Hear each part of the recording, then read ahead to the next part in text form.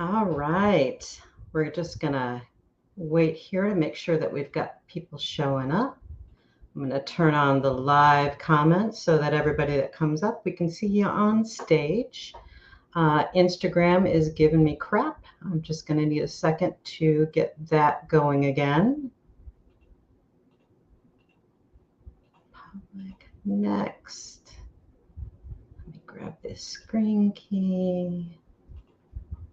Instagram. Edit.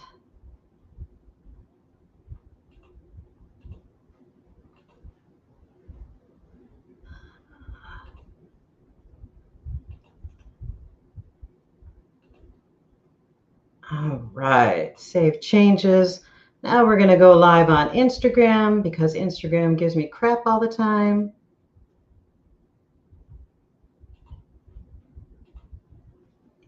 There we go. All right. I see we've got Angela online. We're just going to wait for a couple other people to show up. And hopefully I'm going live on Instagram. There we go. Excellent. Instagram is done giving me crap. All right. Well, we're just going to go ahead and get started. Let's see.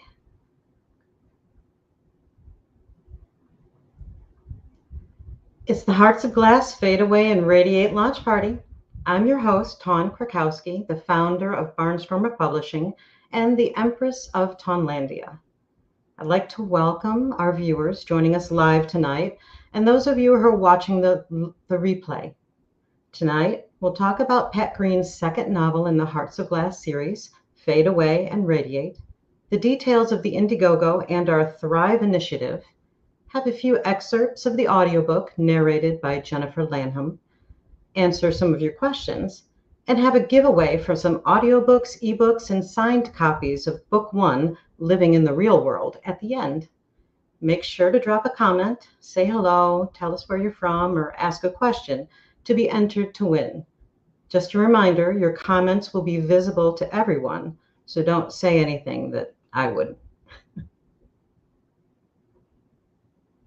All right, so now we're going to go to, for those of you who are following for the first time, I'm a former jet captain, author, narrator, and a serial entrepreneur, at one time operating a coffee and smoothie catering business, a virtual reality arcade, and now an experimental media outlet and publishing company.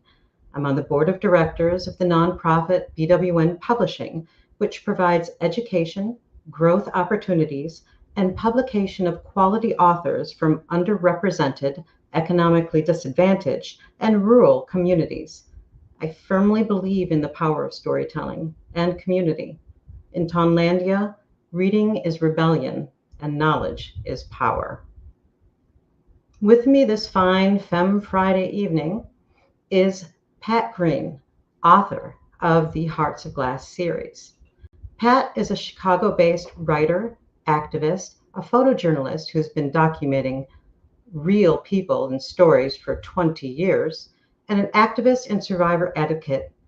Pat's work has appeared in Pathos, Aquarius News, 22nd Media, Chicago, Unheard, and other outlets. He's worked on issues like sexual assault, awareness, suicide prevention, and human rights activists. Pat's first book. I'll see, I've got that going.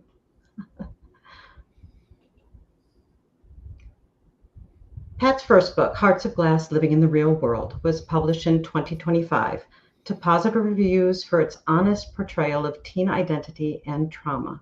Now he's thrilled to continue Cassian Ford's story. His core mission is kindness, equality, and giving voice to those who need it. Also joining us this evening is Jennifer Lanham, the voice that brings the Hearts of Glass series to life. Jennifer is a talented and versatile artist with an honest conversational style that lends warmth and relatability to the characters in both Living in the Real World and Fade Away and Radiate. She has studied with Gravy for the Brain and several voiceover coaches, including intensive one-on-one coaching with Tanya Rich at Richcraft, and continues to train regularly in order to hone her skills and stay up to date with ever-changing industry standards. Welcome, you both. Hello. This is my I'd Richcraft button here. Yay! I love it. Now I'd like to turn it over to Pat, the author of Fade Away and Radiate, to tell you more about the book and what your contributions will help create. Pat? Put me on screen. There we go. I'm using a Casio digital watch so I can time myself because I tend to ramble. My name is Pat Green. I'm the author of the Hearts of Glass series. The first book, which is already out, Hearts of Glass, Living in the Real World. And then the second book, which is coming out on Black Friday, Hearts of Glass, Fade Away and Radiate. Before I get into what they're about, I want to tell you the history of how these things came to be. I'm a survivor. I'm a survivor of domestic violence and of sexual assault. Started when I was young, at the age of 9, and continued throughout my teen years. I found escape and refuge through my grandparents. When I went whistleblower and talked about what actually happened, my friends didn't believe me. My church didn't believe me. About the only people that believed me were 2 teachers in my high school and my grandparents and 1 police officer who believed me and said, "There's nothing we can do, kid." And that messes you up. But along the way with that, the people that these characters, the characters in these books are based on very real people. Some of them I'm still in communication with and got their permission to write their stories as part of our story because this is how we knew each other. So the recurring themes that we have here is very real depictions of surviving domestic violence, surviving sexual assault, being neurodivergent, and having life with a disability. But with all of these things, it is truly a story of hope. We worked closely with people who were experts in the DV and SA community. We worked closely with the deaf community to make sure that we weren't doing bad representation or embracing really horrible tropes that are commonly done by hearies whenever they're writing about people in the deaf community. And there were a lot of challenges in writing this, and I couldn't have done it without my team. Tawn, as my publisher, couldn't have done it without her and her decades of friendship. And Jennifer, in the first book, she did the audio recordings, but in the second book, I brought her in as part of my editorial team, so that way we had a perfect synergy between the composition of the book and the reading of the audiobook.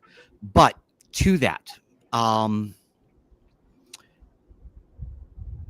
the reason why we chose the 80s is not only was it the time that me and some of these people that I loved experienced these things, but it was a time where we simply didn't have the resources. We didn't have the internet. We didn't have ways to get help. And the resources and the help and the belief in victims is still lacking. So in the first book, we talked about how these people meet and how you have this found family. And in the second book, one of the quick challenges I want to touch on real quick is when you are writing a sequel, you have to make it also a standalone book for people that discover just that book first. So that way they have a complete read and they're not lost. So these characters get reintroduced in a way that readers of the first book will be able to grasp onto and not feel like they're being pandered to, but also new readers can discover these wonderful, beautiful characters, Ford, Cassie, Jenny, Doug. But in this story, you've got Ford, who's a trauma-ridden child model who survived a lot of things. Then you've got Cassie, who at the age of 18 survived more in her life through SA and DV than most people have experienced in their entire lives. And then you've got Jenny, who is this aspiring model who's got the it factor. She's got the skills, she's got the drive, but she isn't taken seriously by a world because ADA protections don't exist yet, and she's profoundly deaf. Together, these three people, they form a bond, they form a family. But while they are forming this family, they are facing the adult world, and they're facing the predators, the people who hurt them and continue to hurt them, and they have to overcome that. That is really the main theme of the first book.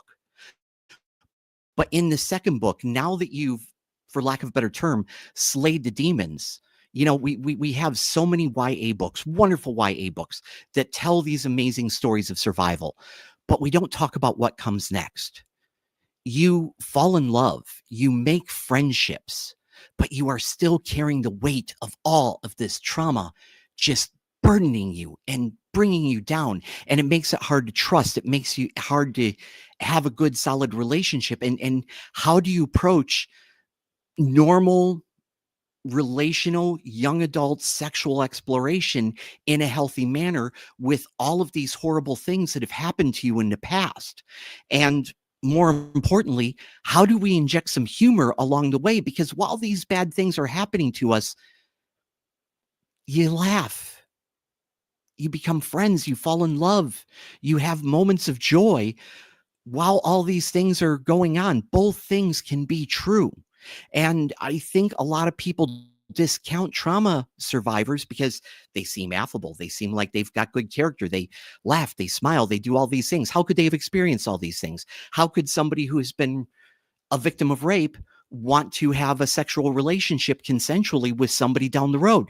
There are so many judgments put upon victims. And when you have your trauma and the person that you love or the person that you're friends with has their trauma, how do you interact? How do you survive that? And also, how do we make that a hopeful tale that will hopefully make, and we're getting this, that will hopefully make people seen and heard and understood. And one of the greatest things that I didn't expect was the reactions. I was hoping for good reviews. But what I didn't expect were the reviews where people said, I went through things and this gave me peace. I went through things and this took away shame. I've experienced these things. I am Cassie. I am Ford. I wish I could be Jenny. But thank you for doing this. And then other people who have never experienced these things saying, oh my God, this is what happens. People think that it's their fault when people did horrible, evil things to them. I don't know how to reconcile that. I need to buy this for my daughter. I need to buy this for my niece, and so on and so forth. But then came the most magical thing. The emails, people sliding into my DMs and telling me their most intimate, detailed stories of the things that happened to them and what this book evoked in them, not just with those memories of trauma, but with the peace and the beauty and the reminder of the found friendship, of the music that they put in their Walkman that got them through it, or their iPod or their cell phone with their earbuds, the things that got them through it. And from there, I told them about the things I experienced because that's how it works. As we got closer to the publishing of book 2 in this series, I experienced some major surgery, and it was a 4-week recovery. And I'm still in the recovery phase, but I'm back at work. The stitches are out, so on and so forth. But I was isolated, and I was vulnerable, and I was in a lot of pain. So part of my joy was having these conversations with these new friends that I made. And as we got closer to launching the Indiegogo, which we're going to talk about here in a moment, an idea sprung forth. And the idea is this: let's take, because real life created this YA fiction adventure. Now, because people are experiencing peace from the story of the traumas, now let's see if we can take it out of the pages and into the real world so that it can help people, instead of fade away, radiate. And what does that look like? Well, with the initiative, what we want to do is, instead of just doing book readings, with trauma-informed experts who we've already got on board, we want to be able to have discussions and raise funds. Now, first, I'll go to the fundraising aspect. If people buy a copy of the book, and if they want to buy 2 copies, we're going to donate copies to a local shelter that operates out of North Aurora, which is where the book is set. The book is set in Aurora, Illinois. So we're going to give back to the community that this story came from. And we already have that channel opened up. So we're going to donate books, not just Hearts of Glass Living in the Real World and Hearts of Glass Radiate and Fade Away, but we've got a book that Barnstormer Publishing is publishing soon that a lot of people have given money to in that Indiegogo. And that is called What is a Safe Space? And we've got another children's book that speaks to a lot of themes that really matter, called Buford's Purposeful Day, written by Alexa. And these stories are stories that can create hope, healing for people that are in these shelters, and we want them to have those. Now, we are also going to be matching those contributions and giving free copies of our own too, but we want community involvement. But now comes the next phase. After the book signings, we're going to have a discussion in safe spaces that is trauma expert advised, where we can talk about our stories in a safe space, and not only talk about our stories, but use clinics showcasing how to write your story, how to scream, because anybody, one of the things that influences me as a male feminist is the Riot Girl movement from the 90s. Women were writing zines. It was girls to the front. And if you went to a Riot Girl concert, you would have people just grabbing the mic and screaming the things that happened to them. You would have people writing poetry in these zines that were passed out for free or for 50 cents.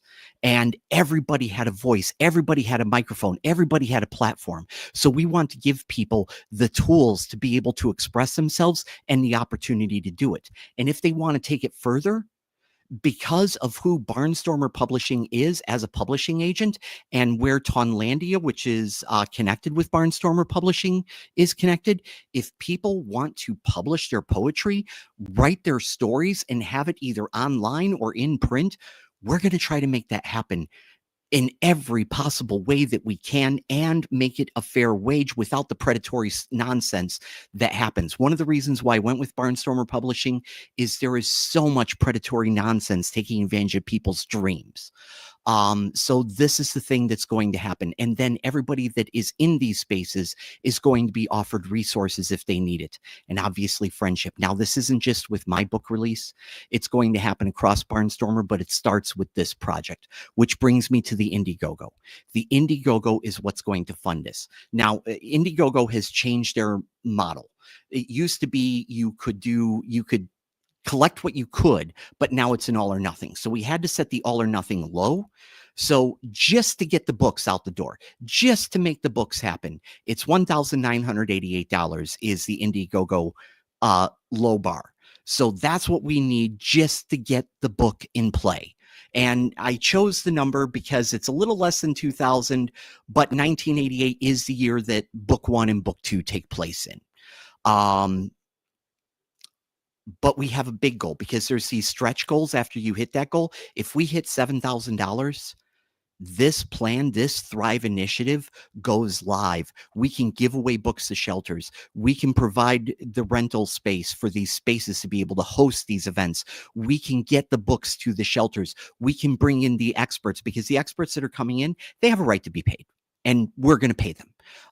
We need your help in making this come true, because this is no longer just about a book. This is about a movement.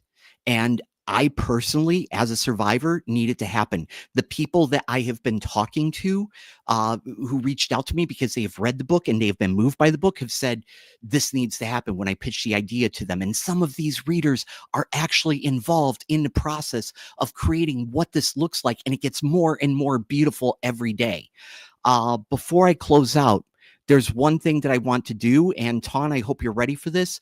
I wanted to ask Jen, as the audiobook narrator, what has been the difference between book 1 and book 2 for you as the narrator, and what does it mean to you as a woman? I think that narrating book 1 let me get introduced to all of the characters that you created and discovering their stories and what they're all about and how they're related to each other. And I look really short here. Hold on. Let me move this down. I have a cat behind me too. You can't see her because she's a black cat. But your book, the first book, I got to know everyone and how they related with each other, their backstories, their traumas that they're bringing forward with them, because we all have traumas that we carry with us. And we all survive. Some of us don't survive, but we have all survived these traumas, and we've found family. We have chosen family now. And I think with book 2, it like delves further into how you survive those traumas without letting them get you, like overwhelm you, overcome you. So narrating the book and the way you wrote it with the, like I talked in the foreword about tenderness. There's tenderness, and then there's also like a tension that's there with all of your characters and their struggles with what they've dealt with. And the way you wrote it, the way those things coexist together, gave me the opportunity to like really get in there and live with their feelings, their fear, their hope, their anger and their frustration, and also their growth together as found family. That's lovely. Thank you. That's very lovely. That's all I've got for now. I'm turning it back over to Ton. Thank you for listening, and thank you for your time. Thank you so much. That was wonderful. Thank you so much for describing the Thrive Initiative and letting us know more about the book and what it meant to you and how you kind of birthed it, as it were. And along those lines, what I'd like to do is have a excerpt of the audiobook that Jen has narrated. And the first excerpt is called Riverwalk. So Jen. Okay, Riverwalk. So let's see. Sometimes love doesn't need a big moment, just a cassette player, a late night riverwalk, and the courage to say what matters most. Hearts of Glass Volume 2, Fade Away and Radiate, is almost here. Until then, here's a quiet moment between two people quietly choosing each other, scars and all. Ford guided her down the steps, his palm warm around hers for a moment before he let go. Cassie tilted her head slightly, watching him with a curious look that mixed suspicion and amusement. From inside his peacoat, he pulled out the small silver cassette player, the portable kind with the tiny built-in speaker. The brushed metal caught a bit of lamplight as he set it on the low stone ledge beside them. "May I have this dance?" he asked, giving a small, mock-formal bow. Cassie blinked at him once, then let out a laugh that puffed into the cold air. "Here? Now? Really?" "Here, now, really," he echoed, letting a smirk pull at the corner of his mouth. He pressed play, and the opening acoustic strum of George Michael's Kissing a Fool spilled into the night air. Cassie ducked her head, letting her hair fall forward as she tried to hide the smile tugging at her lips. "You're such a dork."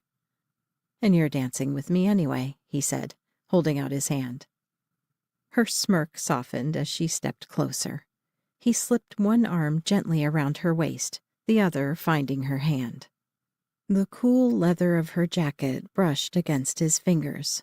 while the warmth of her body came through the thin fabric of her skirt where it touched his leg. They began to sway, slow and unhurried, to the rhythm of the music.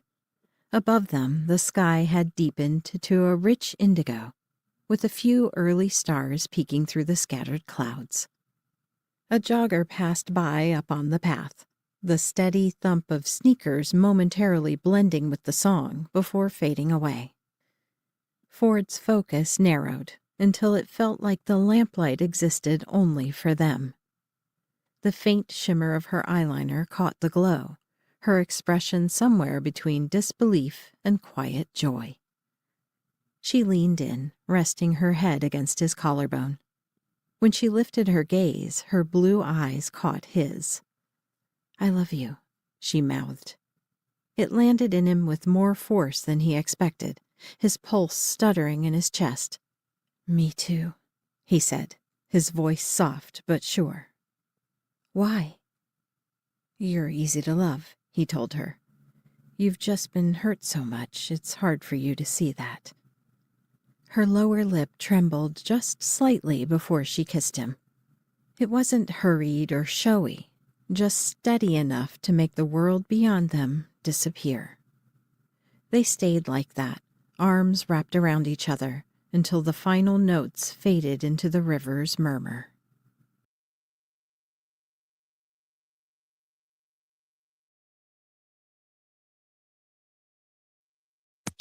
You're muted, Ton. I hate that I missed that. My computer crashed, but I listened to it earlier. I was really concerned there because I had lost you, and I'm like, wait a minute, the Q&A is coming up. Yeah, I'm on my cell phone now. Excellent, excellent. So I'd like to open it up to our guests and do some Q&A. So does anyone have any questions for Pat, for Jennifer, for me? What do we got? Let's see. John was saying that the link doesn't look like it's live yet. Is that going to be later on? Can you put the actual link in? Because I was just typing. I don't know if I got the link right. I don't think I did. Yeah. Let me. I saw that message and I was about to check it, and that's when my browser just completely shut down. Oh, and now it's back. Yay. No worries.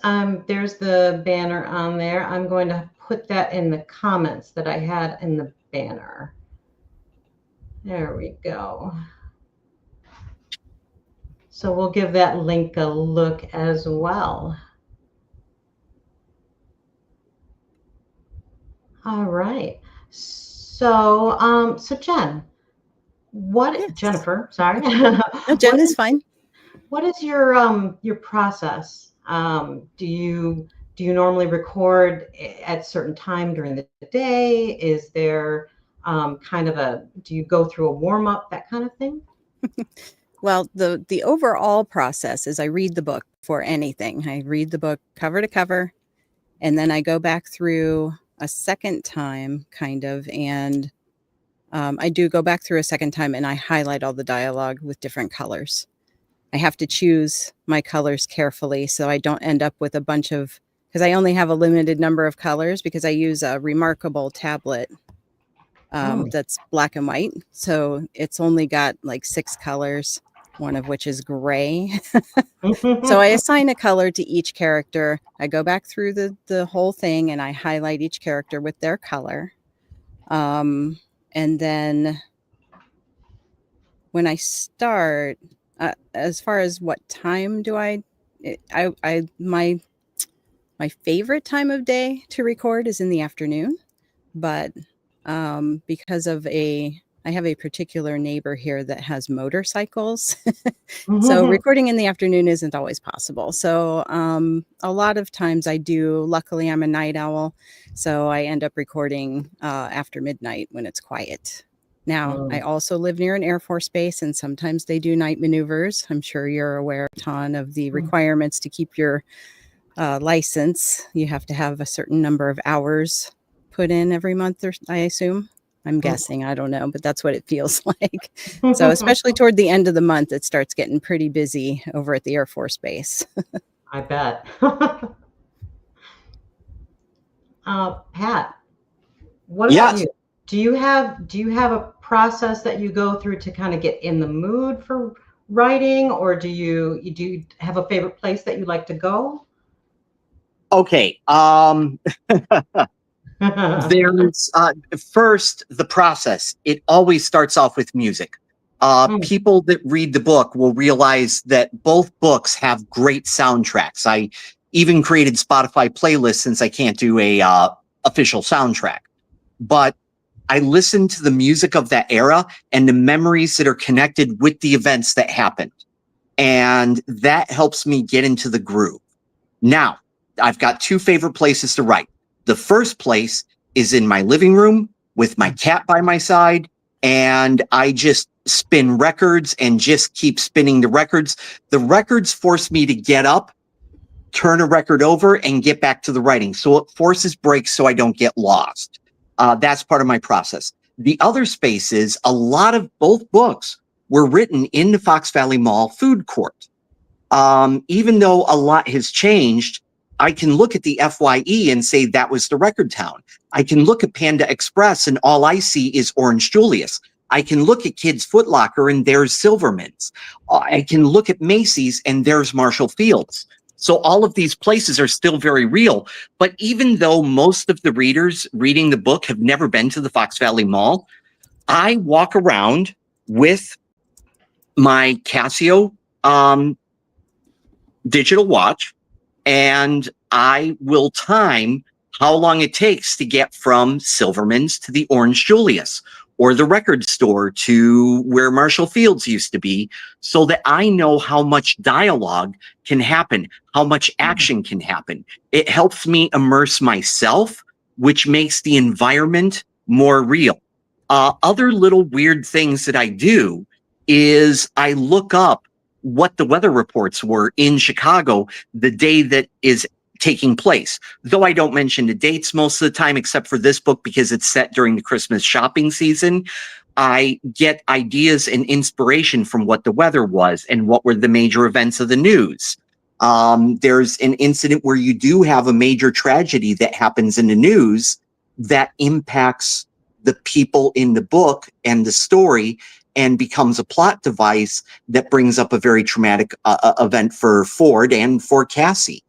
So for me, it's full immersion and then getting down to business and writing it. And the first draft is down and dirty. It's messy. I can always clean it up later. I don't overthink it. I do have a question from Catherine, Heather.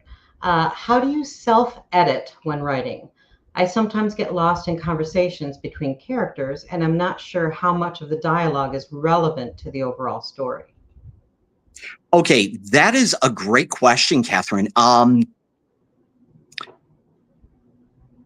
With the first draft, I just go for it. I'm very dialogue heavy, and I always have to trim fat, but it's always good to have too much in that first draft. That first draft, you don't think about it. You don't worry about grammar. You don't worry about, you just get the story out there. At least that's how I work. Everybody works differently and you have to work within your lane.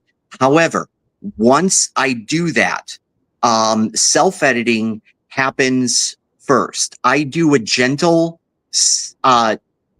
half draft instead of a second draft where I go back and I clean it up. And I think about it the same way that I think about a poem. There's or a song. I mean, when I listen to songs, I love percussion. I'm still not over the death of Clem Burke, who was the drummer of Blondie. But everything has a beat. There's a beat, there's a beat, there's a beat, there's a beat, and you feel that beat as you read. And if you have too much or not enough, the beat suddenly skips. The beat jumps. It doesn't feel right. And I know that is really vague and esoteric. If you want to ever discuss more about the process, I could give you some ideas. But after that, then I turn it over to the editor. And I actually have multiple editors, but when I go with my story flow editor, I have them vet it and then we argue. And I don't like working with editors that just say, do it my way or fuck off. And I don't like editors that just want to say, do whatever you want and give me your money. And I'll just do whatever you want. No, I want that person to be a co-participant. So an editor that you trust, or a trusted friend that will help push back for the good of the story. Because yes, we are ultimately writing it for us, but we're also keeping the audience in mind, because they're a part of this journey too. And they're ultimately who I'm doing this for. It's not just for me. If it was just for me, I'd write a diary. But if it's also about you and everybody else that's reading it. So my sensitivity readers, my editors, I need their pushback. I need people who will say, I'm not feeling this, or this is too much. Can you pull it back a little bit? And I don't know if that's an adequate answer. I really think we would need to have a discussion. And I would welcome it. Thank you. I do have a question for Jennifer from Sue. Jennifer says, or Sue says, Jennifer Lanham, how did you get into reading audiobooks and the like? There we go. Oh, thank you. I'm like ducking around my. Okay, so this is a story. Several years ago, I was convinced that I wanted to buy an RV and live on the road, right? That's what I wanted to do. So I started looking into it, and I was looking for work that I could do from the road easily. And I came across an audio, or a narrator. She's not audiobook narrator. She's a narrator named Carrie Olson. And she was doing that. And I thought, oh, I could be a narrator. I know how to do that. I could do that. So I started looking into voiceover. I got into training for it. As you said, I trained with Gravy for the Brain and then with Richcraft. And I learned how to do commercials and corporate narration. And the whole way through, most narrators, or most voiceover artists, not most, a lot of voiceover artists feel like narrating audiobooks is a lot of work for very little return for all of that work. It is very work heavy, right? Compared to a 30-second commercial where you can pay off your mortgage, doing an audiobook that's 9 hours long is a lot more work. It just is a lot more work. Yeah. So I thought I avoided audiobooks like the plague for several years. And then I had the opportunity to narrate a short story by Isaac Asimov, who I love. And I loved it. I loved everything about it, about narrating the audiobook. I loved the character work, which I thought I would never love that, but I do. I loved the editing. And by that time, I was really good and fast at editing because I had a podcast. And if anybody's ever done a podcast, you know you have to edit a lot. So your editing skills get really good. But yeah, I did that in November of last year. And I've done almost nothing since. Well, I've done a few things, but my focus has been on almost nothing but doing audiobooks now. I've fallen in love with storytelling. That's wonderful. And I know that you're working on a couple of my audiobooks for I my can't stories wait that to are dig coming in. out, so Those are up next, and I cannot wait to dig in. It's going to be I'm so very much excited fun. about that. Me too. Wonderful. Let's see. Does anyone else have any questions? I'm not seeing any. If any of you have any questions, Pat, Jennifer, we can do those. Otherwise, we can move on to the next excerpt. I don't have any questions that I can think of. I would just like by two things. Number one, just a shout out for people that have read the book, and just number one, thank you. Number two, let yourselves be known in the comments. Did you read it? Yep. Did you like it? And while we're doing that, I just wanted to say I'm looking at the Indiegogo, and as soon as we get off, it was supposed to publish live on 10/23 of 2025 at 11:55 p.m. and everything was green lit. I am seeing that there might be a problem here. I can't investigate it now. I had to work late and I got home just in time to set up my studio. I apologize. I'm going to look into this and find out what's going on with Indiegogo. Yeah, we will definitely make sure that we take care of that after the live is over. I do have a couple questions, actually. This is actually kind of a two-parter. Jen, whose voice comes to you easiest? And Pat, whose voice does Jen seem to capture closest to your vision? Ooh, that is a good question. I wish I'd have thought of that. The voice that comes easiest to me is Cassie. Hands down, Cassie is the easiest one for me. And second easiest is Catalina, who nobody knows yet, but you'll learn who Catalina is. Catalina is a wonderful character that you all will discover in book 2. If you like the TV show Daria and appreciate Jane, you're going to love Catalina. The voice that Jen captured the spirit of that caught me off guard was Cassie. Truly 100% Cassie. But there was another character that she brought something to the table that I didn't expect. And I love every scene. And it actually helped me write him in book 2. And that's Doug. Doug, a feminine voice narrating this macho guy who's actually sweet and kind was so much fun. And she got Doug. And I loved that. I love Doug. Can't effing Doug. Effing Doug. I have another question for Pat. What tools, applications do you use when writing? The first tool that I use for writing most of my draft work is, and I'm really frazzled because of the Indiegogo, it's Babisco. Babisco is software for writers, and it doesn't give you the kitchen sink. It gives you everything a writer needs. And most importantly, it has this function for sequels. So all of your plot notes, all of your character notes, when you're writing a series, you can import that into the next project. It is a great tool for indie writers. I highly recommend it. And it's open source, so I can run it on Linux, I can run it on Windows, and I can run it on my MacBook. So I love, love, love. That is my primary. But whenever I'm working in between drafts, because I'm not a big fan of billionaires, I use LibreOffice whenever I'm sending drafts back and forth to my team, be it my sensitivity readers, my editors, or my voiceover artist. Wonderful. We have another question from John. Are you doing any more mall events? I would like to. Right now, our focus on the launch is there, and the mall, doing events in the mall during the holiday season is very expensive.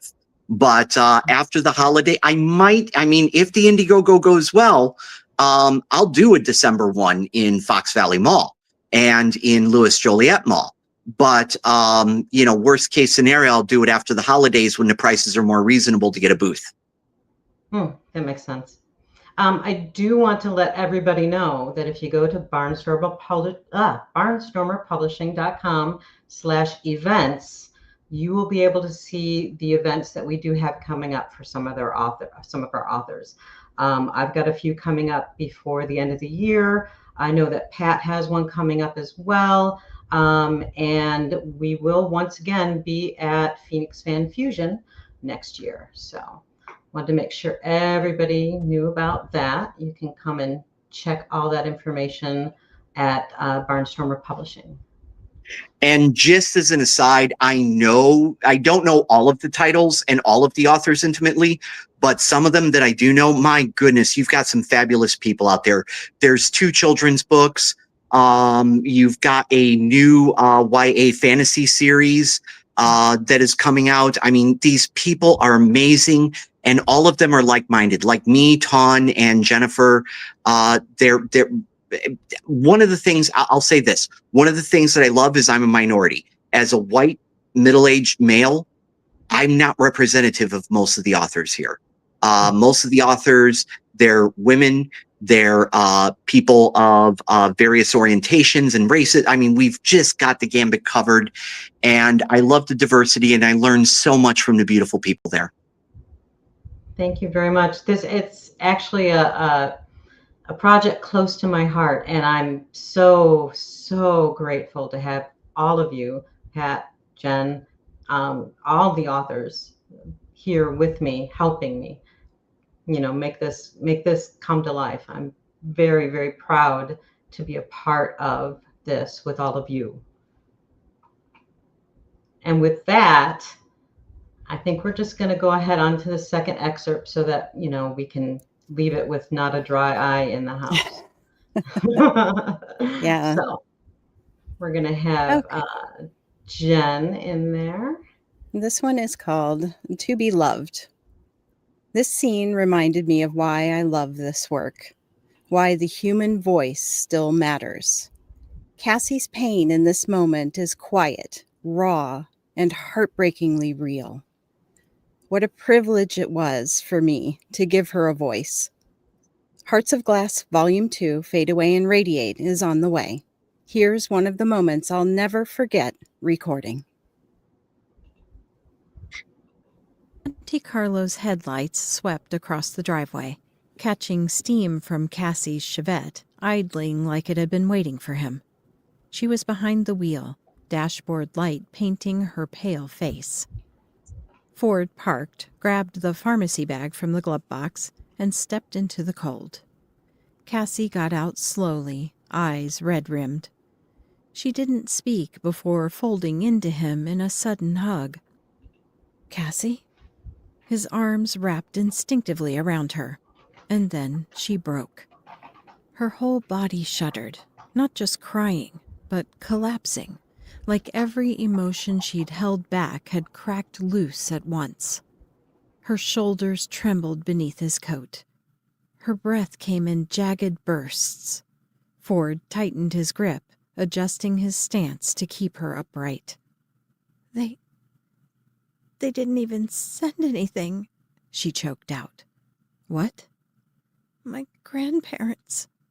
She buried her face in his chest. "They sent a package for M? Not for me? Not even a note? Just cookies and a card addressed to M?" His breath caught. "Aunt M called them," she went on, voice raw. "She wanted to ask why, and they said—" Cassie's throat closed up. "They don't have a granddaughter." Ford blinked hard, throat tightening. He held her tighter, feeling the wind bite at his ears as her words sunk in. "I didn't do anything," Cassie whispered. "I just wanted to be loved." Her knees gave out slightly. Ford caught her, letting the pharmacy bag drop onto the pavement with a soft crinkle. He wrapped his arms around her fully now, anchoring her. "It's not my fault," she said. "It's not my fault." Her voice cracked. "What's not your fault, babe?"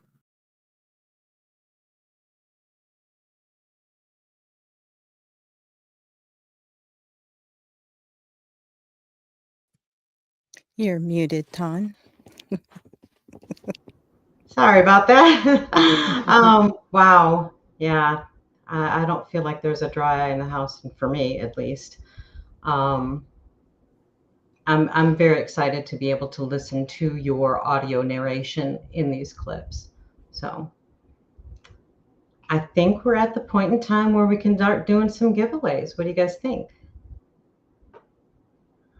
I'm pretty sure oh wait, I think I've got Pat unmuted. All right, there we go.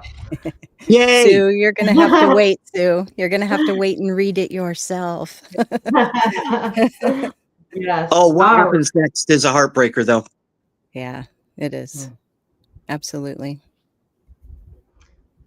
So for our giveaway tonight, we have 3 signed copies of Hearts of Glass, Living in the Real World. We have 3 audiobooks, Hearts of Glass, Living in the Real World, and 3 ebooks. So I'm just going to go ahead and do our StreamYard giveaway. And this is your last chance to make a comment to be entered. We'll see how Does anybody know why there's a thing over my face. Oh, Spewing. I can take care of it. I can get rid of that. Hold on just a second. I was doing You the got a confetti. There megaphone we because go. you're the audio artist. All right. So here we're going to draw for an ebook.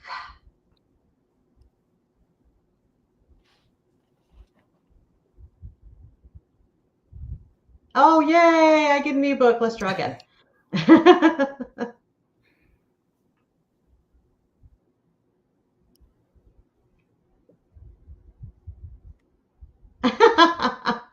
I wonder how I could take myself out of there. Did it come up you again? Yeah, it came up me again. Are we supposed to be able to see that, what you're spinning or whatever? Because we can't see it if so. Thank you, John, by the way. Actually, I'm surprised it's not showing up on the screen. So Angela is our first winner for an Yay! ebook. Yay! Yay! And let's see. I'm surprised the giveaway tool isn't showing up here. It's really weird. Yeah, it so worked last time. yeah. Well, let's draw for an audiobook now.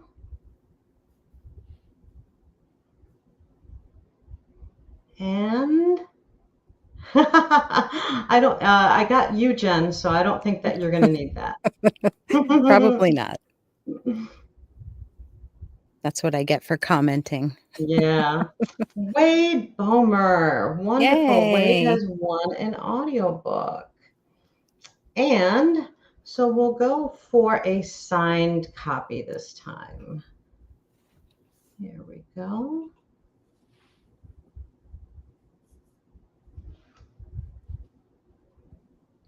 And Sue Hoff. I can't pronounce your last name. I'm sorry, Sue. It has a signed copy. Yay! All right. And let's do a couple more. So let's see. We have about 9 people watching. So let's go ahead and draw again for an ebook here.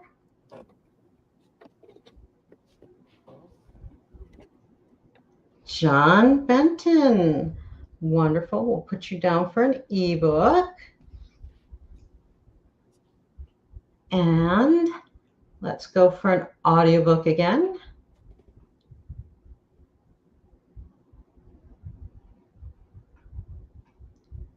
We have Carrie Schneider. Wonderful. Yay! Hooray! Yay! And then let's do one more signed copy. Are you keeping track of these, Ton? I am. I was keeping track of okay, these. good. I was writing them down, but then my tablet rebooted itself. No, I'm definitely keeping track of this. And signed copy. Catherine. Wonderful. So, yay.